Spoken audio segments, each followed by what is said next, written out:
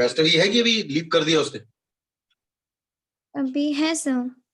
ठीक है, वैष्णवी प्रॉब्लम पढ़ ली वो 11.18? 11.18 वाली प्रॉब्लम पढ़ ली?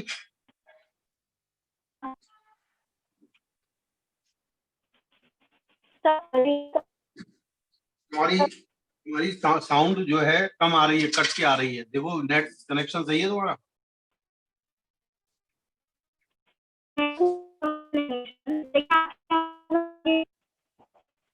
नेट कनेक्शन गड़बड़ है। मेरी आवाज तो आ रही है ना? हाँ सर, आपकी आवाज क्लियर है। 11.18 A child running, देख लिया? हाँ sir. A child running a temperature of 101 Fahrenheit to given an antiprin, that is a medicine that lowers fever, which causes to increase the rate of evaporation of sweat from the body. If the fever is brought down to 98 Fahrenheit in 20 minutes, what is the average rate of extra evaporation caused us by drug? Assuming that evaporation mechanism of the body may be which heat is lost, the mass of the child is this, specific heat of human body water के बराबर है, और latent heat evaporation की जो दी है 580 calories पर ग्राम की। समझ में आया? हाँ सर। एक्चुअली इसको हम पूरा समझे। बुखार में क्या होता है, आपका टेम्परेचर बढ़ता है या घटता है? बढ़ता है। अब आपके टेम्परेचर को घटाना है तो आप अपने अंदर से हीट निकालेंगे ना? क्यों भाई? मान लो हाँ ये सर। ह्यूमन बॉडी, ये मान लो ह्यूमन बॉडी मम्मी टाइप की, ये अब इसका टेम्परेचर 101 फ़ारेनहाइट है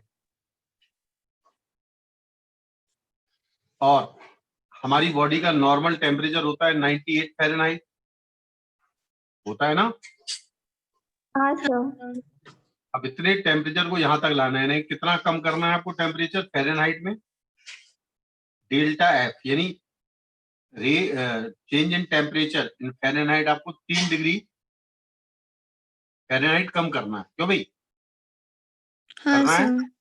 यानी हाँ आपके सर। अंदर से हीट जब ही निकलेगी जब आपके बॉडी से स्वेट, जब आप मेडिसिन खाते हैं बुखार की तो आपको पसीना आता है ना? हाँ सर।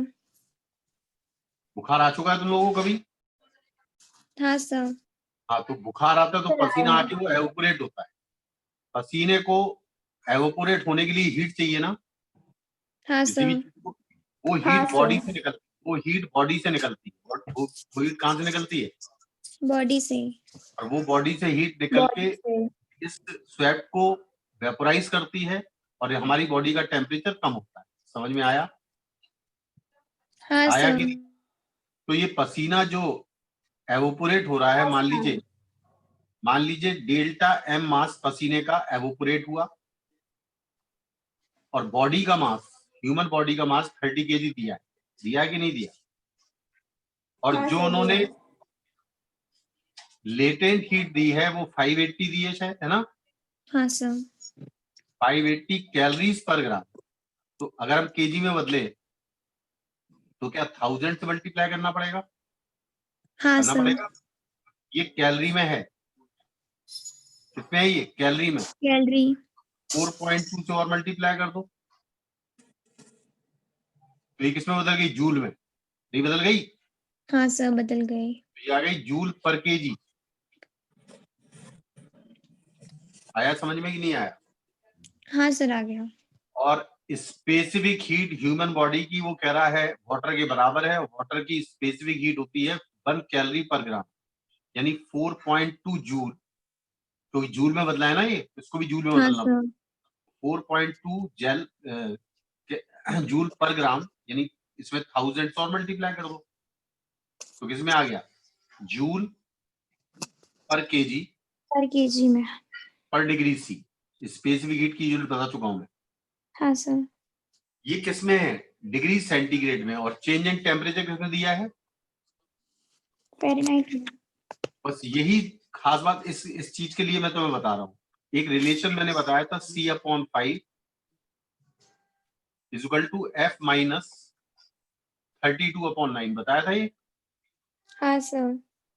हाँ थोड़ा सर। ध्यान से सुनना अच्छी तरह। मान लो जिस समय फ़ारेनहाइट F1 है, हमारा टेम्परेचर C1 है, और F1 का मतलब है 101, और F2 का मतलब है कितना भाई, 98 डिग्री फाइनल सेंटीग्रेड। टेम्परेचर तो 98 पे लाना ना। तो फिर हम करें, हाँ हमें सर। निकालना है चेंज इन टेम्परेचर। हमें क्या निकालना है, क्या निकालना चेंज है, in temperature. Change in temperature, वो भी किसमें निकालना है, डिग्री सेंटीग्रेड पे। किसमें निकालना है, डिग्री सेंटीग्रेड में। क्योंकि यहाँ पर जो हमें स्पेसिफिक हीट दी है उसमें change in temperature degree centigrade में है। तो ध्यान से सुनना, मैं तुम्हें एक तरीका बताऊंगा। एक तो ये तरीका है, C1 C2/5 कर दो इक्वल टू F2 माइनस 32/9 कर सकते कि नहीं कर सकते। हाँ सर, कर सकते हैं।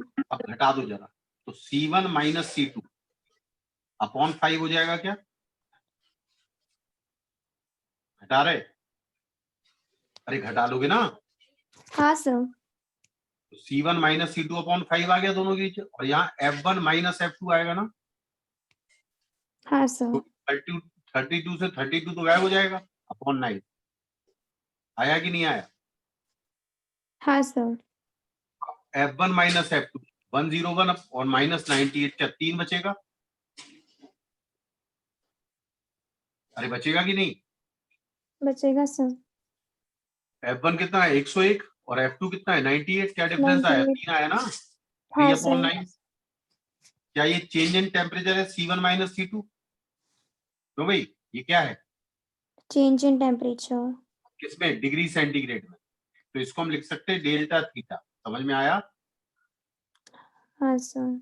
अपॉन 5, समझ में आ गया था। तो 3 3 9, यानी वही डेल्टा थीटा आएगा 5/3, नहीं आएगा। आएगा सर। तो ये किस में आया, डिग्री सेंटीग्रेड में आ गया ना, हाँ सर। जबकि चेंज इन टेम्परेचर फ़ारेनहाइट में कितना था, 3 डिग्री फ़ारेनहाइट। जबकि change in temperature degree centigrade में कितना आया उतना ही।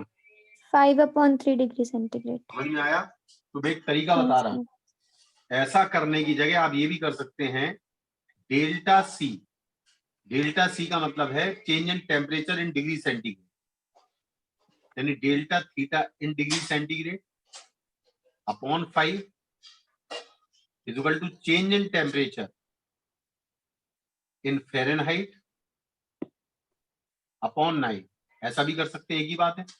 ये कितना लिखेंगे यहाँ पर, 3 फ़ारेनहाइट में, समझ में आया, ये तो करा मैंने, हाँ सर। क्लियर है। अब इतना आ हाँ गया, सर। लेकिन उसने पूछा है what is the rate of evaporation, ठीक है, और स्वेट, है ना, मतलब पर हाँ सेकंड सर। कितना मास या पर मिनट कितना मास एवोपोरेट हो रहा है, क्यों भाई। हाँ सर। ये बताओ, उसने ये कहा है 20 मिनट्स में हुआ ये सब, कितने मिनट में हुआ, 20 मिनट्स में। तो कितनी हीट निकली, डेल्टा क्यू बराबर mass of body into specific heat of body into change in temperature in degree centigrade. समझ में आया। हाँ सर। ये कैलोरीमेट्री लगा रहा हूं मैं, वैष्णवी समझ में आ रहा है। हाँ सर, आ गया। हाँ सर, आ रहा है।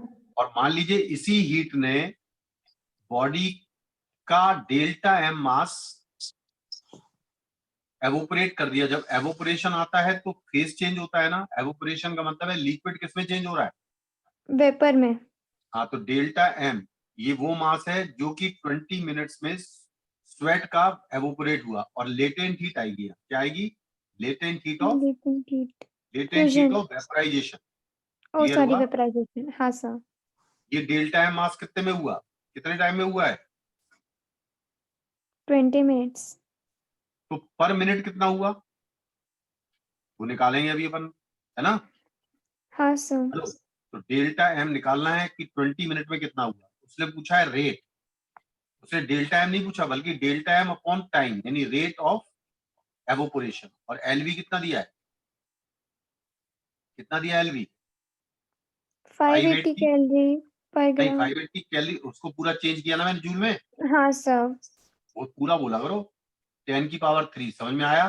हाँ सर. ये मास ऑफ बॉडी है, ये ह्यूमन बॉडी का मास है, ये स्वेट का मास है, ये ह्यूमन बॉडी का मास है जिसमें से हीट निकल रही है। समझ में आ रहा है। हाँ सर. तो ये मास कितना दिया 30 की क्या है, हाँ और सर. स्पेसिफिक हीट दी है 4.2 इंटू 10 की पावर 3, ये ना। हाँ सर. और टेम्परेचर डिग्री सेंटीग्रेड में कितना आया चेंज होके 5/3 आया कि नहीं। हाँ सर. ये तो सीधा कैंसिल हो जाएगा, हो जाएगा। हाँ सर.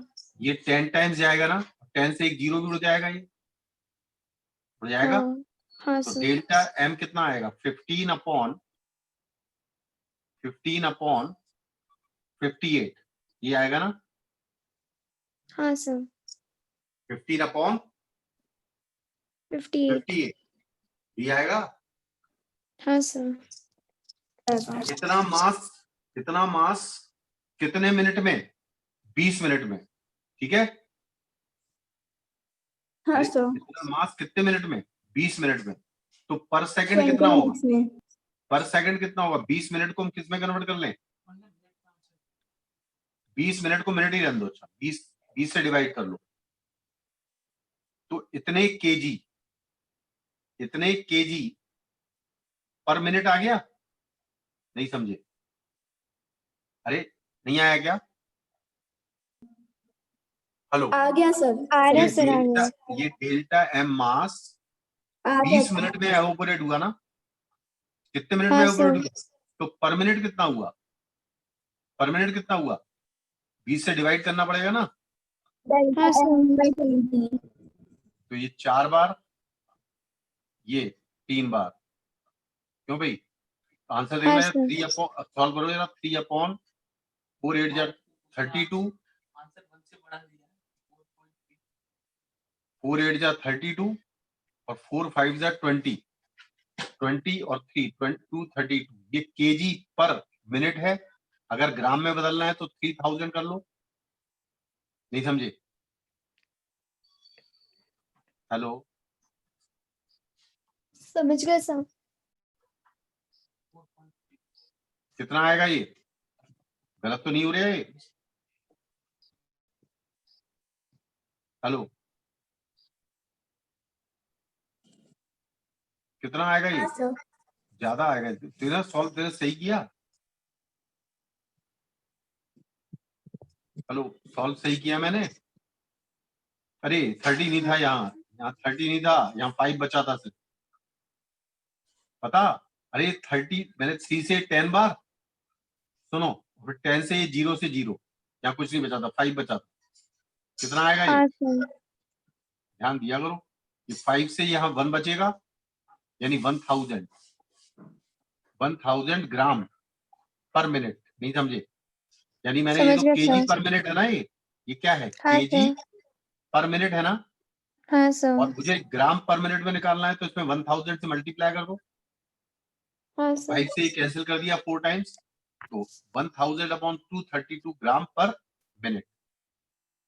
ये पर मिनट उसका इतना पसीना यानी करीब 4 ग्राम के आसपास पसीना किस में बदल रहा है, वेपर में। क्लियर हुआ। हाँ सर.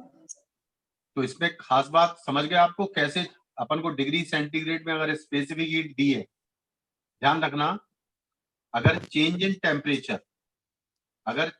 टेम्परेचर फ़ारेनहाइट में दिया है, ये गिवन है, ठीक है। हाँ और सर. स्पेसिफिक हीट में जो यूनिट उन्होंने दी है वो जूल पर केजी पर डिग्री सी दी है, यानी डिग्री सेंटीग्रेड में चेंज दिया है। तो पहले हमें फ़ारेनहाइट को किस में चेंज करना पड़ेगा, किसमें चेंज करना डिग्री पड़ेगा? डिग्री सेंटीग्रेड में। सेंटीग्रेड को किसमें चेंज करना पड़ेगा? किसमें चेंज करना पड़ेगा भाई? अरे किसमें चेंज कर, और अगर केल्विन में दिया है, तो केल्विन में फर्क नहीं पड़ता। अगर हमें चेंज इन टेम्परेचर केल्विन में दिया है, चेंज हाँ सर, चेंज इन टेम्परेचर किसमें दिया है? केल्विन केल्विन में में। किया है। और हमें change in temperature degree centigrade में निकालना है। किसमें निकालना है? Degree centigrade. तो जितना चेंज इन टेम्परेचर केल्विन में होगा, उतना ही change in temperature degree centigrade होगा, क्योंकि दोनों में डिवीजन बराबर होते हैं। नहीं आया समझ? आ गया सर। ये याद रखना, अगर चेंज इन टेम्परेचर किसमें दिया है? केल्विन में, तो केल्विन में अगर चेंज है तो उतना ही चेंज किसमें होगा? उतना डिग्री ही चेंज सेंटीग्रेड किसमें में। होगा? लेकिन अगर फ़ारेनहाइट में चेंज है तो उतना चेंज डिग्री सेंटीग्रेड में नहीं होगा। तो change in degree centigrade, change in degree centigrade is equal to होगा सर नीचे का नहीं दिख 5/6। रहा। हाँ, change in temperature in degree centigrade होगा 5/9, 5/9 into change in temperature in Fahrenheit. नहीं क्लियर हुआ? हो गया सर। ध्यान रखना, अगर फ़ारेनहाइट में चेंज दिया है और डिग्री सेंटीग्रेड में पूछा है तो 5/9 से मल्टीप्लाई कर दो, और अगर केल्विन में चेंज दिया है और डिग्री सेंटीग्रेड में पूछा है तो बराबर होगा। याद रखोगे इस चीज को? हाँ सर। ये बहुत अच्छा सवाल है। साफ कर, ये साफ करें। हाँ सर। कल मैंने एक सवाल बताया था ना कि एक बॉडी 100 से 90 हो जाती है, 90 से 82 हो जाती है। हाँ सर। तो उसमें एक दो एग्जाम्पल भी थे, मैंने कहा था करना, करे थे? हेलो, कि कल पूरा दिन नया साल मनाया। रिप्लाई करो तो वैष्णवी, हाँ सर। हाँ सर। नया साल मनाया या कुछ करा भी है? पूरा एंजॉय किया क्या? एग्जाम्पल। हाँ, एग्जाम्पल करे। अरे करे कि नहीं? है नहीं करे? कल मैं उस दिन मैंने कोई ग्राफ बताया था।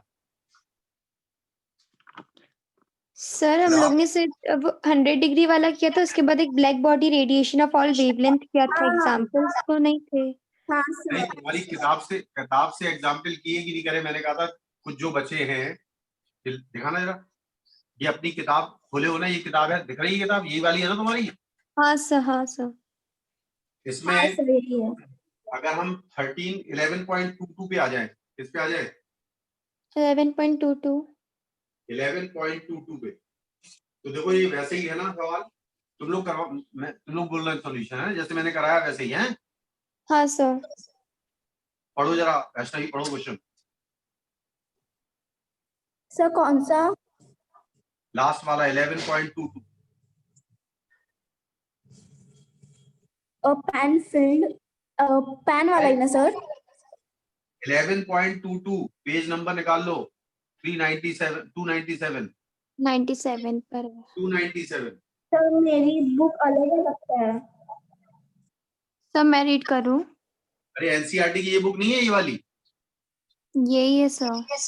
सर एनसीईआरटी से है, लेकिन ना मेरे इसमें वो जो लास्ट के ग्राफ वाले जो क्वेश्चंस थे ना, हाँ, वो मेरे इसमें लास्ट में थे। अच्छा मैं पढ़ रहा हूँ क्वेश्चन, तो मैच करना अपने उसमें है। तुम पढ़ो, पलक धीरे धीरे पढ़ो, पलक पढ़ो। हाँ sir. A body cools from 80 degree centigrade to 50 degree centigrade in हाँ 5 देखो ये minutes. मिला, ये मिला, देखो वैसे ही मिला ये क्वेश्चन।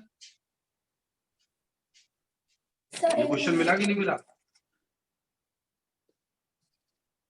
नहीं नहीं सर। मिला क्या? हाँ चलो सर, मैं है लास्ट में है। हाँ पढ़ो, तुम पढ़ो 11.20 है मेरे इसमें। हाँ पढ़ो 11, हाँ तुम पढ़ो ऐसा ही, अभी मैच हो जाएगा। हाँ सर। A body पढ़ो। cools from 80 degree centigrade to 50 degree centigrade in 5 minutes. Calculate the time it takes to cool from 60 degree centigrade to 30 degree centigrade. The temperature of the surrounding is 20 degree centigrade. ठीक है, अब ठीक है हाँ भाई। Sir. पलक तुम्हें समझ में आ गया ना? हाँ अब सर। बॉडी का टेम्परेचर 80 डिग्री सेंटीग्रेड से, अभी मैं एक बार गलत करूंगा, ध्यान रखना, और तुम बताना गलती कहाँ है, ठीक है। हाँ सर। ये बॉडी 80 डिग्री सेंटीग्रेड से 50 डिग्री सेंटीग्रेड पहुंच जाती ना। हाँ सर। हाँ सर। 50 है, कितना है, 50 है ना। 50 डिग्री सेंटीग्रेड सर। हाँ, 50 50 डिग्री सेंटीग्रेड पहुंच जाती है कितने मिनट में, 5 मिनट में। 5 मिनट्स में। जबकि टेम्परेचर ऑफ सराउंडिंग कितना है, 20 डिग्री सेंटीग्रेड। और उसने ये पूछा है कि how much time it take from 60 to 30, यानी इसके बाद 60 है, हाँ सर। 60 से 30 लेने में ना। हाँ ये सर। पता करना हाँ, है सर। इस बॉडी का टेम्परेचर अगर 60 डिग्री सेंटीग्रेड है तो 50 कितना, 30 डिग्री सेंटीग्रेड होने में कितना समय लगेगा, ये ना। हाँ सर। हाँ सर। ये टाइम पूछा है, हाँ सर। यही क्वेश्चन है ना। हाँ सर। हाँ सर। यहाँ भी टेम्परेचर ऑफ सराउंडिंग 20 है, क्योंकि एक ही सराउंडिंग में सब कुछ हो रहा है। तो सबसे पहले हाँ, मैंने सर। फॉर्मूला बताया था, dt upon dt is equal to minus K into temperature of body minus temperature of surrounding. बताया था कि नहीं। हाँ सर, बताया था। dt का मतलब है कितना टेम्परेचर में कमी आई, तो 80 से 50 हो गया ना। हाँ सर। तो dt का मतलब है change in temperature of body, तो 80 माइनस 50 यानी 30 बचेगा। हाँ सर। और टाइम कितना लगा, नीचे टाइम लिखा जाएगा 5 लिखा जाएगा कि नहीं। हाँ सर। इज इक्वल टू के कोई भी कांस्टेंट है, और यहां पर लिखा जाता है एवरेज टेम्परेचर ऑफ बॉडी। क्या लिखा जाता, average temperature of body. Average temperature कितना हुआ, 80 प्लस 50 अपॉन, बताया था कल। 65। हाँ सर। ये याद रखना, इनिशियल प्लस फाइनल अपॉन 2, तो 80 प्लस 50 अपॉन 2 का मतलब 130 अपॉन 2 यानी 65, 65 सर। और माइनस टेम्परेचर ऑफ सराउंडिंग वो कितना दिया, 20 20 डिग्री दिया है कि नहीं। दिया है सर। हाँ सर। तो ये 6 बचेगा क्या, हाँ सर। नहीं बचेगा 6, बचेगा सर। बचेगा सर। 6 माइनस का 6, माइनस यहाँ लगा दिया, 6 टाइम्स अपॉन 40, क्यों भाई 45 इज इक्वल टू क्या आएगा ना, हाँ सर। आएगा कि नहीं, यानी के की वैल्यू आएगी -2 अपॉन 15, आएगी इतनी। हाँ सर आएगी। हाँ सर। अब दूसरे केस पे आ जाओ, दूसरे में भी ये फॉर्मूला लगा दो। इसमें कितना टेम्परेचर फॉल हुआ, 30। इसमें 30। हमें ये नहीं मालूम टाइम कितना लगा है ना। हाँ तो सर। इसमें चेंज इन टेम्परेचर में तो 30 आएगा ऊपर, नीचे dt। नीचे टाइम टी लिख दो, ठीक है। Okay dt sir. को टी हाँ। मान लिया, इज इक्वल टू माइनस के की वैल्यू कितनी है, -2/15 2.15। कितनी हाँ है, सर। माइनस माइनस क्या हो जाएगा, ये माइनस प्लस हो माइनस क्या जाएगा। हो, तो 2/15, और ये टी आएगा एवरेज टेम्परेचर, तो 60 और 30 का एवरेज कितना आएगा, 45। 45, 60 प्लस 30 अपॉन 2 यानी 45, माइनस टेम्परेचर ऑफ सराउंडिंग वो कितना है, 20 हाँ 20 सर। अब ये बचेगा 25, क्यों भाई, अरे हाँ बचेगा, सर। ये हाँ 2 जा सर। 50 अपॉन 15, यानी ये जाएगा 3 बार, ये जाएगा 10 बार, है ना, 30 अपॉन टी, हाँ सर। और 10 से 10 हट गया तो टी बराबर 9 मिनट, है ना, मिनट में था ना। हाँ दिख सर। रहा। आंसर चेक करो,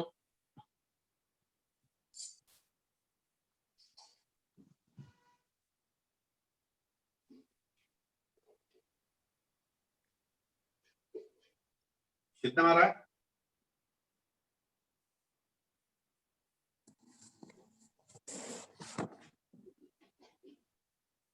कितना आ रहा है, सर 9 हेलो, मिनट्स। 9 ही आ रहा है। हाँ सर। आंसर 9 ही आ रहा है। सर 9 मिनट्स है, 9 बराबर है। 9 मिनट है, मतलब जो आंसर निकाला सही है वो अपना, है ना। हाँ सर। वैसे कायदे से 9 मिनट गलत है, ठीक है। क्यों सर? उसका रीजन है, मैंने कल बताया था, व्हेन स्मॉल टेम्परेचर डिफरेंस, जब बॉडी का टेम्परेचर और सराउंडिंग के बीच में कम टेम्परेचर डिफरेंस हो तब ये लगाते हैं। लेकिन यहाँ इसका बॉडी का टेम्परेचर कितना है 80 डिग्री और सेंटीग्रेड, सराउंडिंग का टेम्परेचर, 20 डिग्री सेंटीग्रेड। तो क्या ज्यादा डिफरेंस है या कम डिफरेंस है? ज्यादा है ना। ज्यादा डिफरेंस है। हाँ सर। तो इसमें उन्होंने क्या किया, ये अप्रोक्सीमेशन लगा दिया। क्या लगा दिया उन्होंने? अप्रोक्सीमेशन। हाँ, समझ में आया? नहीं तो इसको मैं तुम्हें दूसरा तरीका ही बताऊंगा, लेकिन अभी जरूरत नहीं है ज्यादा, उसमें इंटीग्रेशन डिफरेंशिएशन आता है। अभी इतना समझ गए? हाँ सर। तुम लोग कर नहीं सकते थे इस सवाल को? मैंने इस टाइप का एक सवाल बताया था तुम लोगों को, बताया था कि नहीं? बताया था सर। फिर तुम लोग को करनी चाहिए ना, खुद खुद सोचना चाहिए कि हाँ ये क्वेश्चन इसमें है इस टाइप का, तो हमें करना चाहिए, है ना। हाँ सर। चलिए आगे बढ़े। हाँ सर। बीच में कुछ क्वेश्चन तो नहीं छूट रहे हैं ना अपने? बस 11.21 है ना?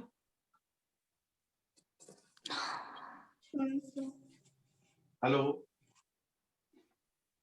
11.21 इससे पहले वाला।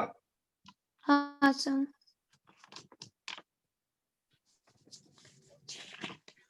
पढ़ो। पहला सवाल क्या है? A body with large reflectivity is a poor emitter. सही है? सही है कि नहीं है? हाँ सर। सही है। हाँ सर सही तो है। अब एक्सप्लेन कौन करेगा मुझे? ये बताओ, एक्सप्लेन कौन करेगा?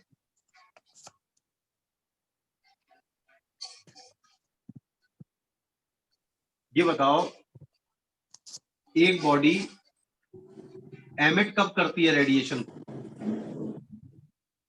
जल्दी बोलो। ये बॉडी एमिट कब करती है रेडिएशन को? जब ये ज्यादा एब्जॉर्ब करेगी। हाँ नहीं समझे? सर। जो एब्जॉर्ब हाँ, करेगी सर। वही तो एमिट करेगी। हाँ सर। नहीं समझे? फिर सुन लो। ये बॉडी बाहर से जो रेडिएशन गिरेगा, जितना ज्यादा एब्जॉर्ब करेगी उतनी ज्यादा एमिट करेगी ना। हाँ उसी सर। को तो एमिट करेगी जो ये एब्जॉर्ब करेगी। लेकिन हाँ। अगर कोई बॉडी, इस पर जो रेडिएशन गिर रहे हैं, मान लो ये रेडिएशन गिर रहे हैं, हेलो, ये रेडिएशन गिर रहे हैं, हाँ सर। तो इसने ये पार्ट रिफ्लेक्ट कर दिया, मतलब ये रिफ्लेक्ट है। क्या है ये? ये क्या रिफ्लेक्ट। है?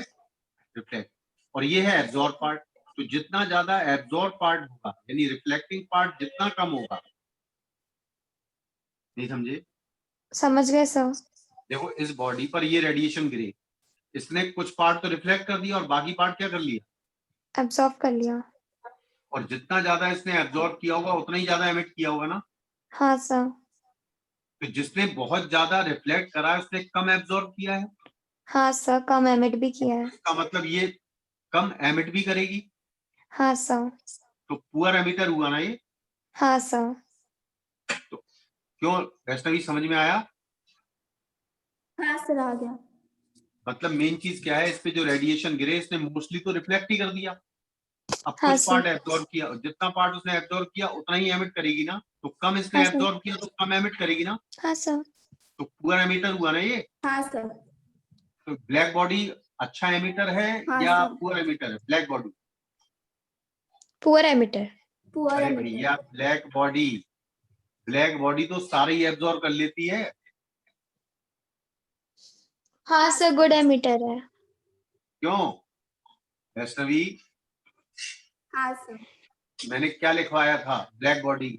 Black body is the surface which absorb all the radiation. जो सब ही एब्जॉर्ब कर रही है तो पूरे ही एमिट भी करेगी। ब्लैक बॉडी इज द हाँ best sir. Emitter as well as best absorber. समझ में आया? हाँ सर। हाँ सर। तो उसने लिखा है यहाँ पर पुअर एमिटर है या पुअर एमिटर है या गुड एमिटर है? ये वाली बॉडी पुअर एमिटर है। ये गिवन बॉडी कौन सी एमिटर है? हाँ सर। कौन सी एमिटर है, पुअर है या बेस्ट है? पुअर है सर। क्योंकि इसने कम पार्ट एब्जॉर्ब किया है, और अगर ये पुअर एमिटर है तो पुअर एब्जॉर्बर भी है, नहीं समझे? हेलो, समझ गए सर। क्या समझे? अगर ये पुअर हाँ, सर। एमिटर है तो ये पुअर एब्जॉर्बर भी है, यानी कम एब्जॉर्ब करेगी तो कम ही एमिट करेगी। क्लियर हुआ कि नहीं हुआ? हाँ सर। हाँ, सर। हाँ, पहला सर। समझ गए? हाँ सर। दूसरा पढ़ो, वैसे भी दूसरा सवाल पढ़ो, इसका दूसरा part. A brass tumbler is cooler than a wooden tray on a chilly day. Why? तो 1 मिनट सोचो ये क्या कहना चाह रहा है, और अगर आंसर दे सकते हो तो दो। तुम भी सोचो पलक। ब्रास टम्बलर जानते हो? नहीं सर, एक बार बता दीजिए। ब्रास टम्बलर का मतलब है हाँ, एक सर। ब्रास का बना हुआ, ब्रास मेटल का बना हुआ एक कंटेनर है जिसमें पानी भरा जाता है। भगवाना समझ लो, कुछ भी समझ लो। ओके हाँ। सर। एक ब्रास टम्बलर है। तुम बताओगी आंसर? कौन बताएगा, वैष्णवी तुम या तुम? दो ही लोग हैं आज।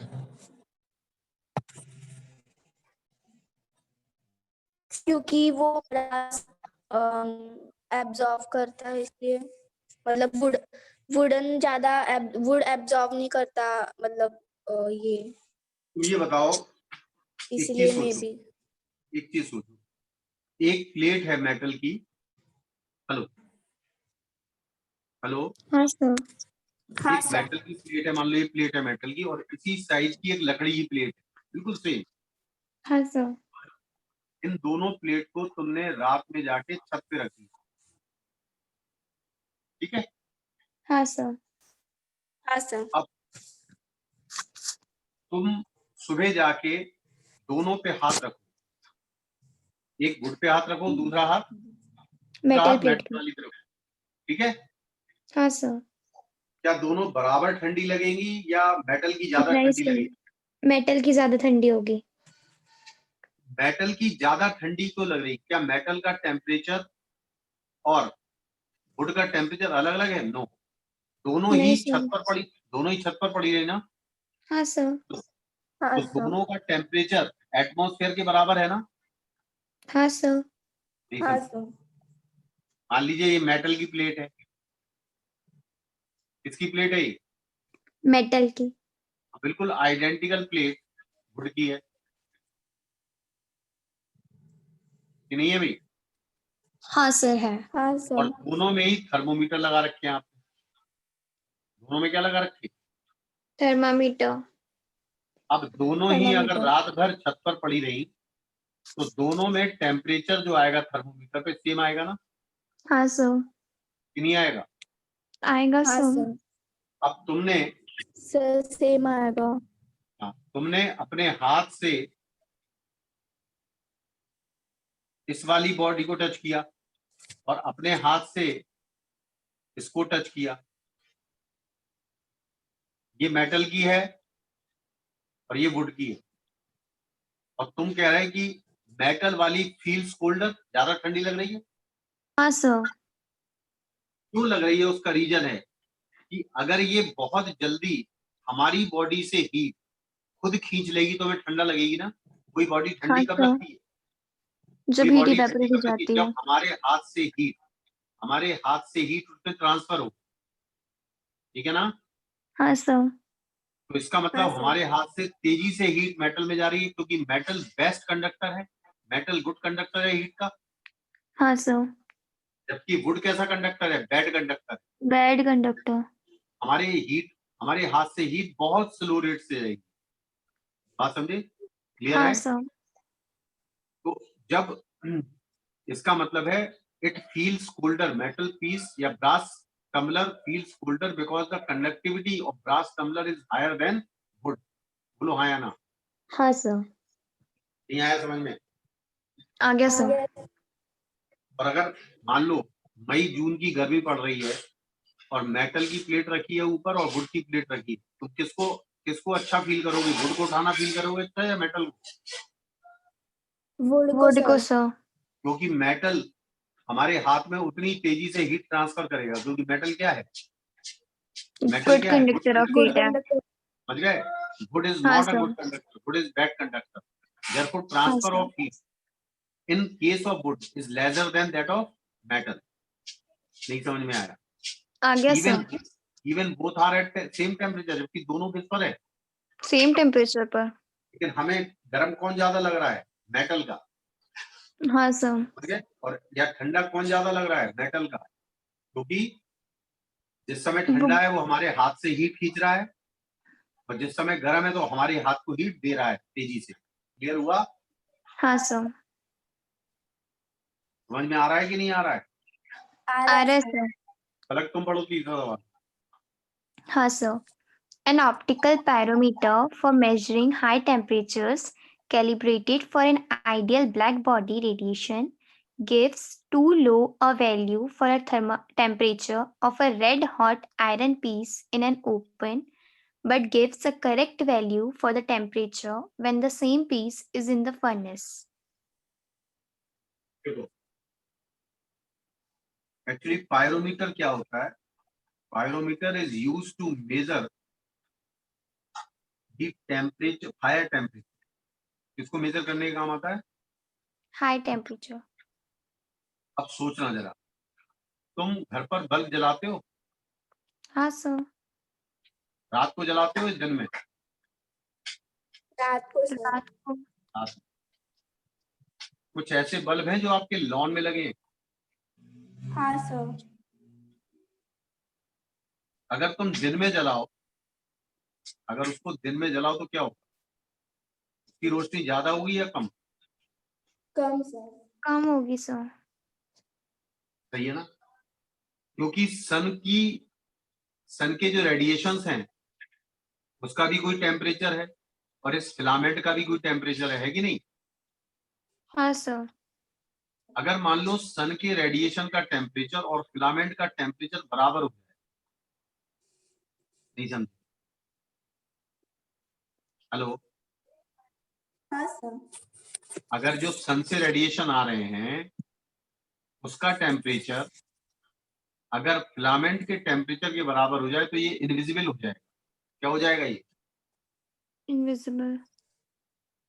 This is the simple principle of pyrometer. Pyrometer में क्या है, इस फिलामेंट का टेम्परेचर नाप लेते हैं, और जिस टेम्परेचर पे, जिस रेडिएशन पे ये इनविजिबल हो जाता है, किसको हो जाता है ये? क्या हो जाता है ये? invisible, invisible. तो वो टेम्परेचर कहते हैं भाई, फिलामेंट का टेम्परेचर और रेडिएशन का टेम्परेचर क्या है? रेडिएशन का टेम्परेचर क्या है? सेम। नहीं समझे? अरे समझ समझ में आ गए रहा sir. है? हाँ sir. और जनरली जो रेडिएशन गिरना चाहिए, ये रेडिएशन हाई रेडिएशन है, तो दैट शुड, एक पीस से अगर गिराओगे, अगर एक छोटा सा पीस लिया मैंने, उससे अगर रेडिएशन गिराए तो पूरी बॉडी पे तो गिरेंगे नहीं। नहीं समझे? एक छोटे से पीस के रेडिएशन ज्यादा इस एरिया को कवर करेंगे, नहीं करेंगे कवर? हाँ sir. जबकि सन से आने वाले रेडिएशन तो पूरे को कवर करेंगे। या कोई फर्नेस है, भट्टी है, उसके अगर रेडिएशन है वो भी इस पर फॉल होंगे, नहीं होंगे? होंगे sir. तो इसका मतलब है कि मेटल पीस से निकलने वाले radiation that cover small area, यानी इसमें जो स्मॉल एरिया पर फॉल होंगे, जबकि फर्नेस से निकलने वाले रेडिएशन पूरे पूरे कंप्लीट पायरोमीटर को इक्वली रेडिएशन देंगे, जिससे वी हाँ can sir. Major the temperature of the furnace. Clear हुआ? हाँ sir. समझ में आया कि नहीं आया? आ गया sir. चलिए अब पढ़ो वैष्णवी, नेक्स्ट क्वेश्चन। सर उसने लीव कर दिया. अरे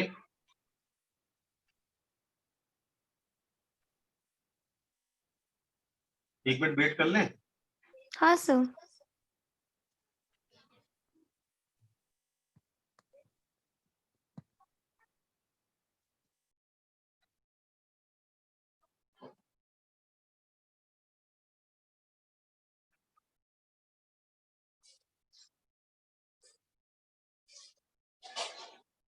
अब दो सवाल छोड़ दे तुम्हारे लिए करने के लिए।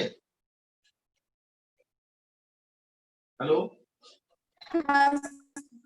हाँ सर। 11.20 और 11.21 के दो पार्ट हो गए, हाँ सर। और ये 11.15 ये हम कराएंगे जब हम केटीजी बता देंगे। ठीक है, अब दो आगे देखो, आगे बढ़ाएं। हाँ सर। हाँ सर। आ गई वैष्णवी? हेलो, हाँ सर। अभी क्यों लीव कर दिया था? हाँ सर। क्यों लीव कर दिया था? सर को नेट की प्रॉब्लम हो गया था, वो अपने आप लेफ्ट हो गया था। अच्छा, अब सही है। देखो, उसके जो दो पार्ट है ना वो खुद करने हैं।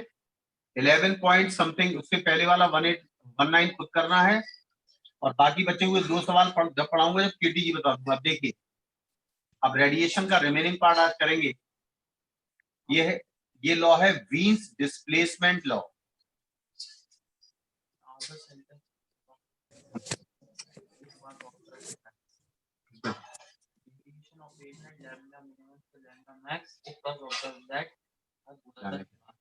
वीन्स डिस्प्लेसमेंट लॉ पढ़ाना स्टार्ट कर दिया था ये नहीं पता है। हेलो, हाँ सर। हाँ सर। आवाज आ रही है ना? हाँ सर। हाँ सर, आ रही है। ये वीन्स का डिस्प्लेसमेंट लॉ है। क्या है? Wien's law. Displacement law. Law का मतलब ये होता है, लॉ का कोई प्रूफ नहीं होता। लॉ का प्रूफ नहीं होता, एक्सपेरिमेंटली वेरीफाई करके और इसको फॉर्मुलेटेड कर देते। नहीं समझ में आया? आ गया सर। लॉ का कभी कोई प्रूफ नहीं होता, ये एक्सपेरिमेंटली कई एक्सपेरिमेंट पर वेरीफाई करके फिर इसको फॉर्मुलेटेड कर देते हैं मैथमेटिकली। ठीक है, हाँ सर। हाँ सर। मान लीजिए कोई बॉडी है, और ये कौन सी बॉडी है? Black board. Black body. Clear है? हाँ हाँ सर। सर। इंटेंसिटी, लाइन सुनना, ये इंटेंसिटी है। मान लीजिए कोई एरिया है ए। क्या है कोई एरिया? ए। ए। और इसमें से एनर्जी निकल रही है, एनर्जी निकल रही है E। क्या एनर्जी निकल रही है इसमें से? कितनी एनर्जी निकल रही है? ई। E। कितने समय में निकल रही है? T.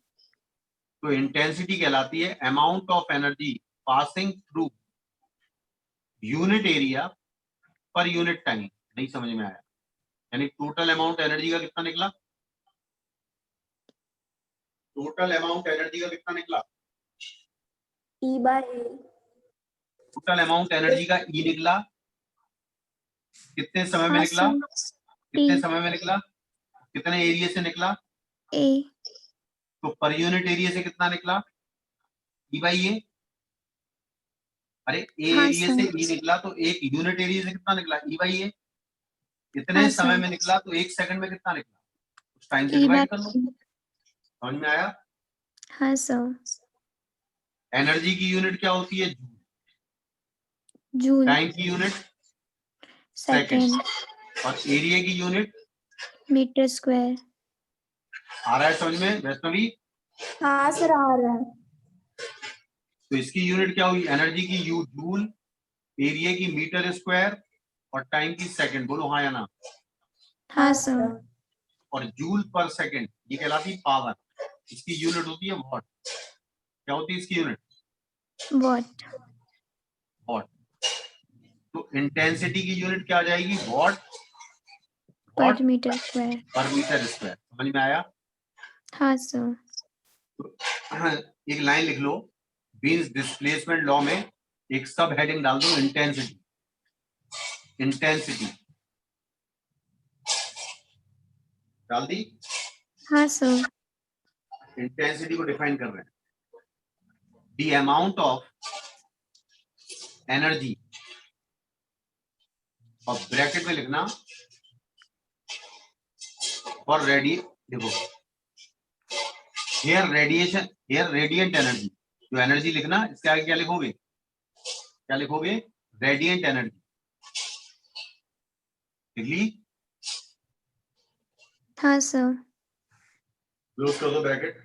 The amount of energy passing normally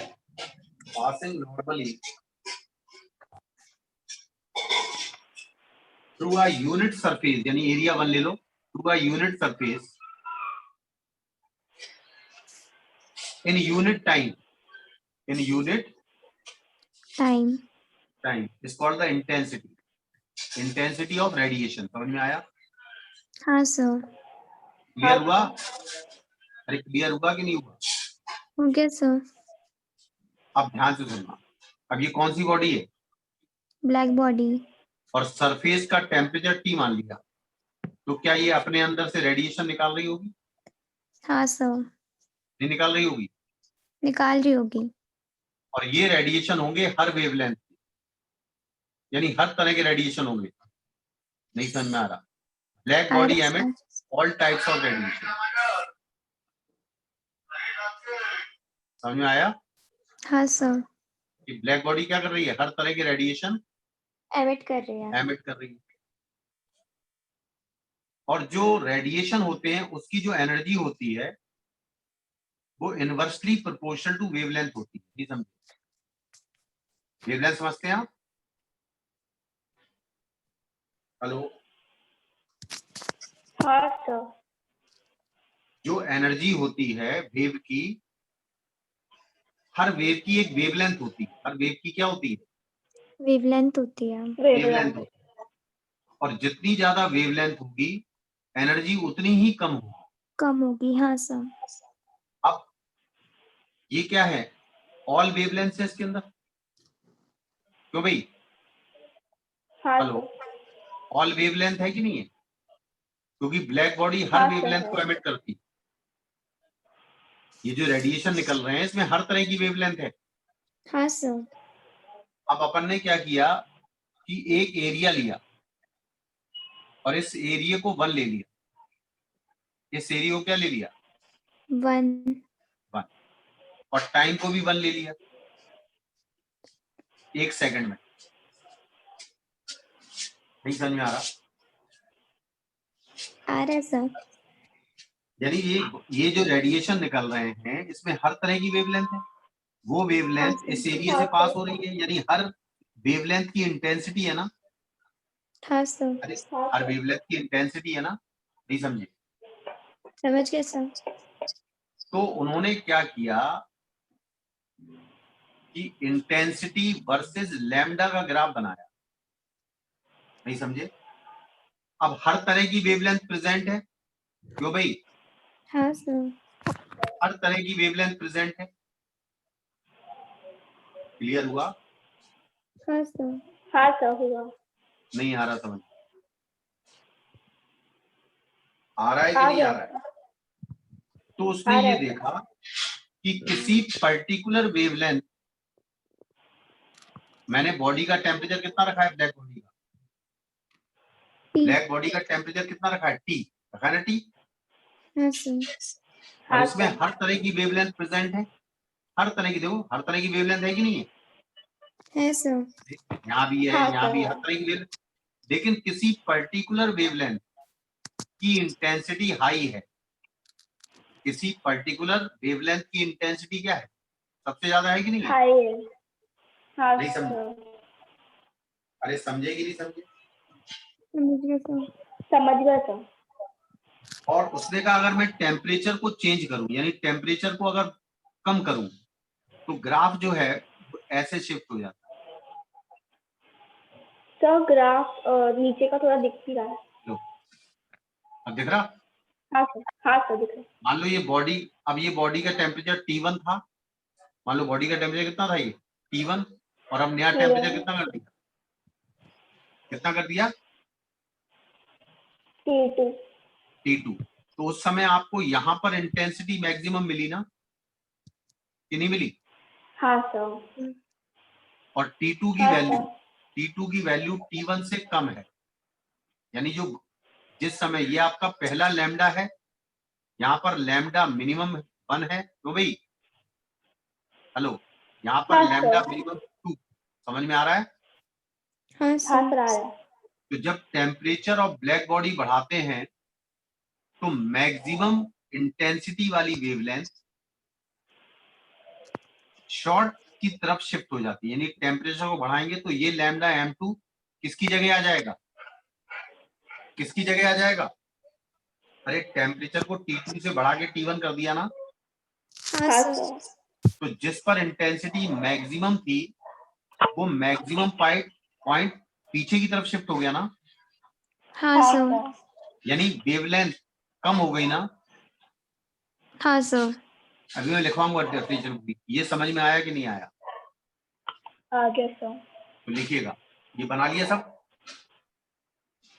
हाँ ये पूरा बना लिया कि नहीं बनाया अभी? बना लिया सर। ये बना लिया है, हाँ सर। बोले हम क्या पढ़ रहे हाँ हैं? सर। मीन्स डिस्प्लेसमेंट लॉ दिया ना,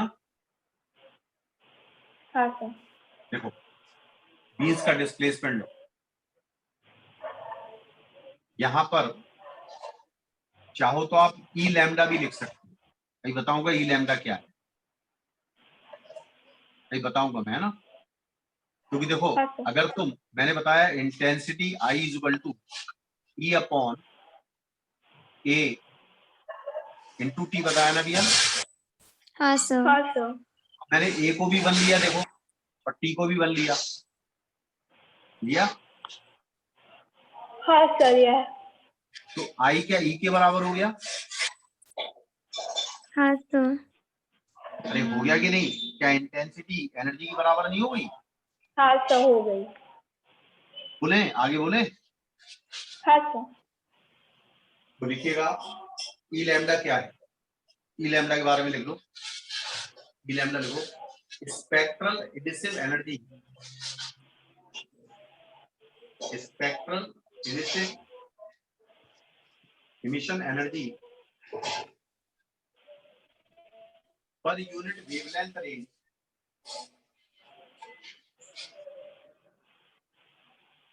और एनर्जी एट पर्टिकुलर वेवलेंथ, यानी किसी पर्टिकुलर वेवलेंथ की एनर्जी निकाली है। क्या निकाली है? ये energy of particular her wavelength. Particular wavelength की इतनी एनर्जी, इसकी इतनी एनर्जी, इसकी इतनी एनर्जी, सबसे ज्यादा इसकी एनर्जी। क्यों भाई, क्यों भाई? अरे देखो ना, हाँ सर। इस ग्राफ के इस वाली वेवलेंथ की इतनी एनर्जी, इस वाली वेवलेंथ की इतनी एनर्जी, किसी पर्टिकुलर वेवलेंथ की मैक्सिमम एनर्जी। क्लियर है? हाँ सर। लिखिएगा। हाँ अब sir clear. displacement of power. It was observed that as temperature of black body increases,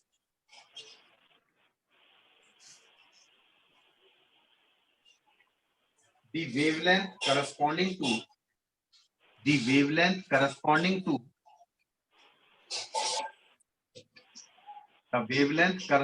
to the peak radiation, यानी वो वेवलेंथ जिस पर पीक रेडिएशन मिल रहा है, मैक्सिमम रेडिएशन मिल रहा है आपको। अरे दिख रहा है कि नहीं मिल रहा? यानी क्या लिखा आपने? वेवलेंथ करस्पॉन्डिंग टू पीक का रेडिएशन। मतलब मैक्सिमम वैल्यू जिस रेडिएशन पर है, the corresponding to the peak radiation intensity, the peak radiation intensity shifts towards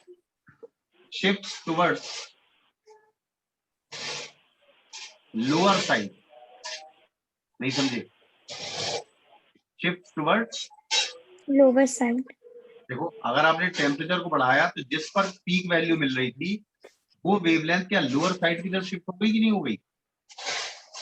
हाँ अरे सर। होगी देखो सर। यहाँ पर T2 था कम टेम्परेचर, इस पर पीक वैल्यू यहाँ थी, इस वेवलेंथ पर जब टेम्परेचर को बढ़ाया तो वही पीक वैल्यू क्या क्या कम वेवलेंथ पर मिली। हाँ हाँ सर। सर।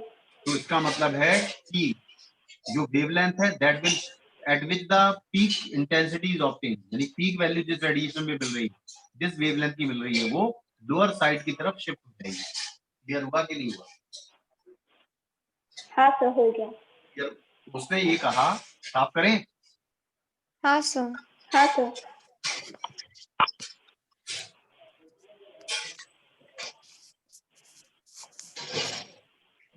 तो उसने ये कहा कि लैम्डा एम वो वेवलेंथ है, the wavelength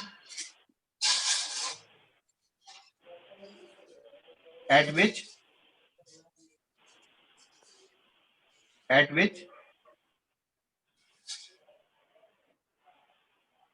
peak value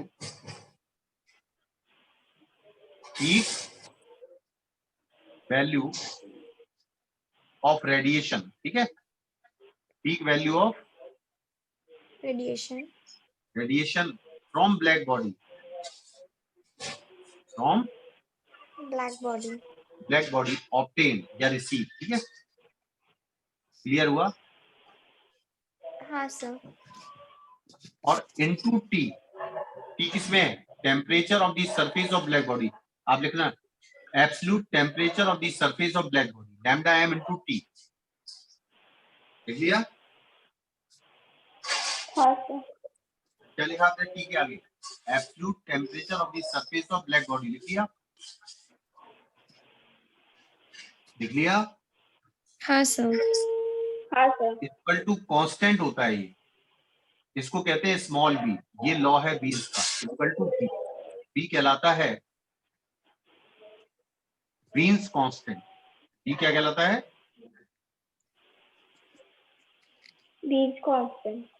beans constant, समझ में आया। हाँ सर। और लिखो this law is only valid for black body, केवल किसके लिए वैलिड है, Black body. और ध्यान Black रखो body. बी एक कांस्टेंट है, बी की वैल्यू जो होती है, बी की वैल्यू 2.89 2.89 इंटू 10 की पावर -3, 10 की पावर Minus -3, -3। और लैम्डा एम की यूनिट क्या होगी, वेवलेंथ की यूनिट होगी मीटर, और टेम्परेचर की यूनिट होगी केल्विन, क्योंकि एब्सोल्यूट है ना ये, हाँ सर।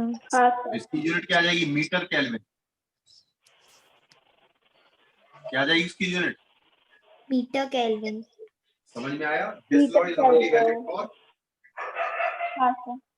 किसके लिए वैलिड है, सिर्फ ये ब्लैक बॉडी। ब्लैक बॉडी के लिए, ध्यान रखोगे। हाँ सर। हाँ सर। चलिए एक सवाल करिए। अब ये लिखा उसने, a body emits maximum spectral energy at 4253 angstrom, नहीं समझे, मतलब किसी टेम्परेचर पर एक बॉडी किस वेवलेंथ की मैक्सिमम इंटेंसिटी एमिट कर रही है, 4253 एंगस्ट्रॉम, नहीं समझे, हेलो, हाँ सर। मतलब एक बॉडी मैक्सिमम इंटेंसिटी इस वेवलेंथ की एमिट कर रही है, तो जिस जिस वेवलेंथ की इंटेंसिटी मैक्सिमम है उस वेवलेंथ को लैम्डा एम कहेंगे, उस वेवलेंथ को क्या कहेंगे, Lambda m. and the same body at some other temperature emits maximum spectral intensity, मान लो पहला वाला इस पर एमिट कर रही है, यहाँ पर टेम्परेचर कितना है अभी, मान लो यहाँ पर टेम्परेचर कितना है, T1. और वही बॉडी जब टेम्परेचर T2 होता है तो किस वेवलेंथ को एमिट करती है, 2342, इस पर उसकी स्पेक्ट्रल एमिसिविटी मैक्सिमम होती है, समझ में आया। हाँ सर। हमें निकालना है कि what are the ratio of the temperature, क्या लगाएंगे formula, lambda M into T बराबर कांस्टेंट बताया ना, हाँ sir. Lambda m1 into T1 बराबर लैम्डा m2 इंटू T2, कर सकते हैं अभी, हाँ सर। नहीं कर सकते हैं, कर सकते हैं सर। वैसे भी समझ में आ रहा है कि नहीं आ रहा, सर उसने लीव कर दिया। अरे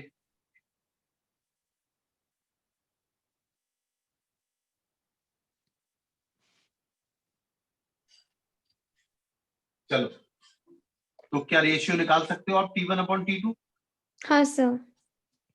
नहीं निकाल सकते क्या, निकल जाएगा सर। तो ये ऐसे सवाल आ चुके हैं, और भी बताऊंगा मैं और बढ़िया सवाल, ठीक है। हाँ सर। 2 पॉइंट कितनी बताई थी मैंने बी की वैल्यू, बीन्स कांस्टेंट की 2.89 into 10⁻³ हाँ सर। केल्विन। हाँ वैष्णवी आवाज आ रही है? वैष्णवी हेलो हेलो हेलो, आवाज आ रही है कि नहीं आ रही है? सर आपकी आवाज क्लियर है, उसके नेटवर्क में इश्यू हो रहा है। ठीक है, चैट बॉक्स में लिख रही है क्या कुछ?